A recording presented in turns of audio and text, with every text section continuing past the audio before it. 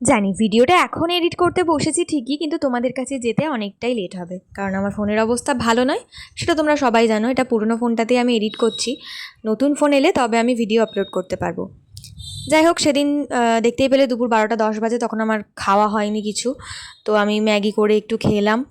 আর সারাদিন ওয়েদার মেঘলা থাকার কারণে একদমই বিরক্ত লাগছিল। জন্মাষ্টমীটা মনে হচ্ছিল পুরো মাটি যাবে, কিন্তু একদমই সেটা হয়নি। যাই হোক, গোপালের কৃপায় খুব ভালোভাবে জন্মাষ্টমী কাটিয়েছি। তোমরা কী করে জন্মাষ্টমী কাটিয়েছো অবশ্যই কমেন্টে জানিও।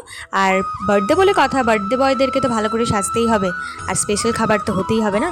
তো ওরা দেখো স্নান টান করে বসে গেছে সিংহাসনে নিজেদের। আর এই যে এত সুন্দর সুন্দর খাবার। হ্যাঁ হ্যাঁ, জানি জানি তোমরা বড় ভিডিওর জন্য অপেক্ষা করছো, তো বড় ভিডিও খুব তাড়াতাড়ি আসছে। আর আমাদের ঠাকুর ঘর, আমাদের মাধবকে তোমাদের কেমন লাগলো সেটাও জানিও। তোমরা কীভাবে জন্মাষ্টমী পালন করলে সেটাও জানিও। রাধে রাধে।